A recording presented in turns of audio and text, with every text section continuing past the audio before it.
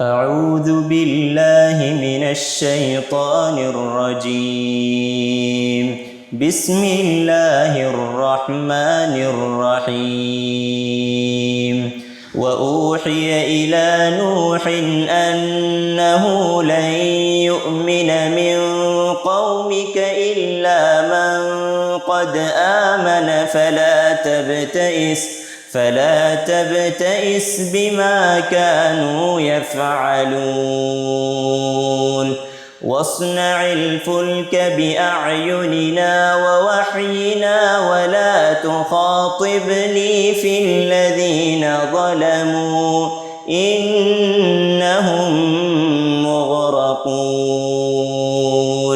ويصنع الفلك وكلما مر عليه ملأ من قومه سخروا منه قال إن تسخروا منا فإنا نسخر منكم كما تسخرون.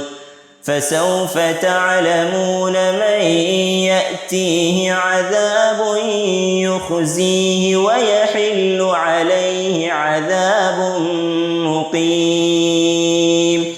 حتى إذا جاء أمرنا وفارت النور قل نحمل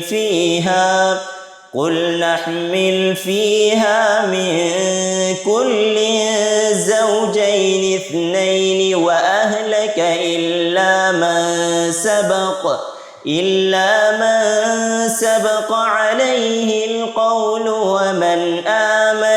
وما آمن معه إلا قليل. وقال اركبوا فيها بسم الله مجريها ومرساها إن ربي لغفور رحيم. وهي تجري بهم في موج كالجبال ونادى نوح ابنه وكان في معزل يا بني اركب معنا ولا تكن مع الكافرين. قال سآوي إلى جبل يعصمني من الماء قال لا عاصم اليوم من أمر الله إلا من رحم وحال بينهما الموج فكان من المغرقين.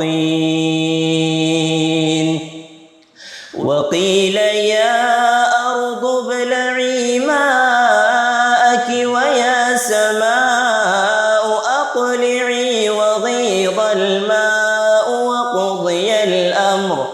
وقضي الأمر واستوت على الجودي وقيل بعدا للقوم الظالمين.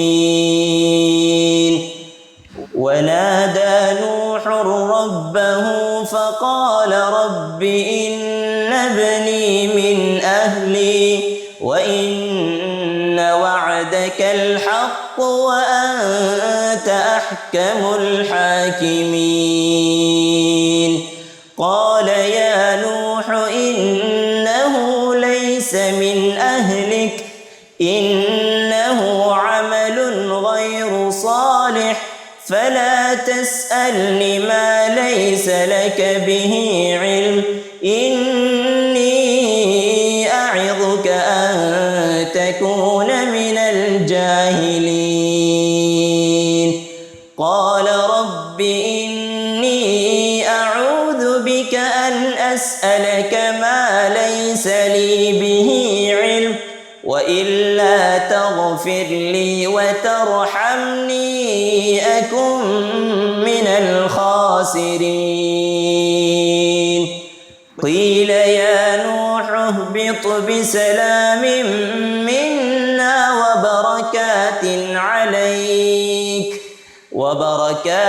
عليك وعلى أمم ممن معك وأمم سنمتعهم ثم يمسهم منا عذاب أليم تلك من أنباء الغيب نوحيها إليك ما كنت تعلمها أنت ولا قومك من قبل هذا فاصبر إن العاقبة للمتقين صدق الله العظيم.